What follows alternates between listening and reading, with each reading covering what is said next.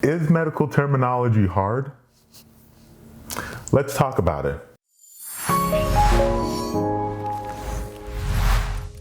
Hey everybody, this is Thomas from Nurse Money Talk, where we help nursing students become nurses and nurses excel in their nurse career and nurse life. In this particular video, let's talk a little bit about just how hard medical terminology really is. The thing about this question is that it's all comparative, it depends on, for example, your school and who your instructor is, because let's be honest, certain instructors can take a very easy class and make it nightmarishly difficult, just depending on the instructor. So I think those will play a very heavy hand in terms of this question. But I think it's fair to say that there are just other classes that just in general are inherently gonna be more difficult than others, period. So if you're taking medical terminology, then I am under the assumption that you're not taking this class just for the fun of it, but that you're taking this class because it's probably like a prereq to most likely like a health and science major. So, maybe nursing, PA, which, physician assistant, or, maybe medical school or whatever the case is. So medical terminology compared to the classes you're gonna take in those schools, like once you actually get into, nursing, PA, med, whatever, medical terminology is a lot easier than those classes. Pretty much vast majority of those classes are gonna be. Medical terminology compared to your other prereqs, I actually think medical terminology will end up being easier to a certain respect than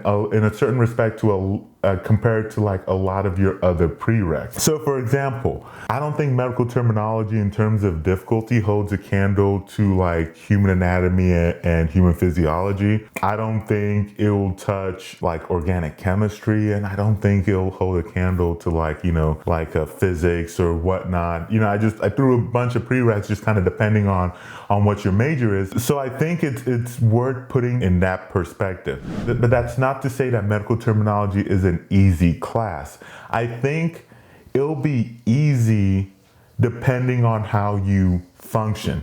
And here's what I mean by that. Some people will probably disagree with me on this. And honestly, if you've taken a course and you disagree, let me know in the comment section below. But I look at medical terminology as it's a class that's heavy on memorization.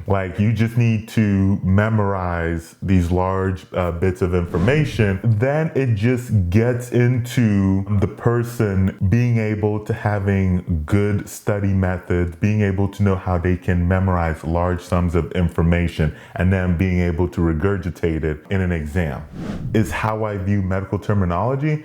So if you're really good at that, I think you'll find medical terminology easier than somebody who's just not very good at being able to memorize those large sums of information.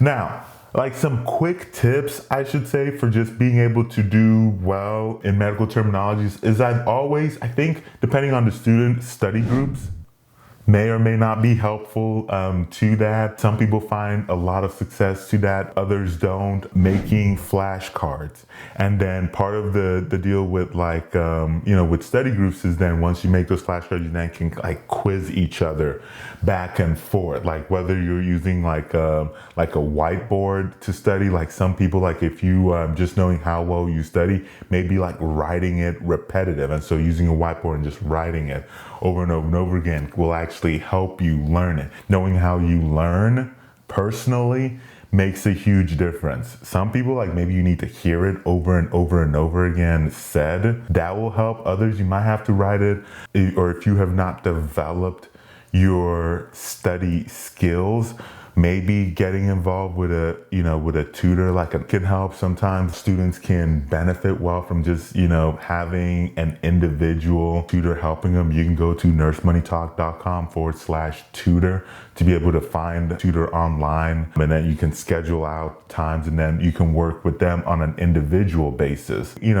Hiring a tutor will cost money. So I always will say, if you can manage going with the free route, the office hours of a professor, that's ideal. But, for some students, you might be better off just paying for that one-on-one time with a tutor. In one of these videos that you're gonna see that'll show up on my left side, I'm actually going to go through and we'll talk a little bit more on studying, on how best you can study for, not necessarily also just for nursing school, but also studying for school in general. Because I think the struggles of pre-nursing student in a lot of ways is going to be very similar to the overall pre-health student. So definitely check that out. Don't forget to hit that subscribe button as well. And I will catch you very soon in the next video.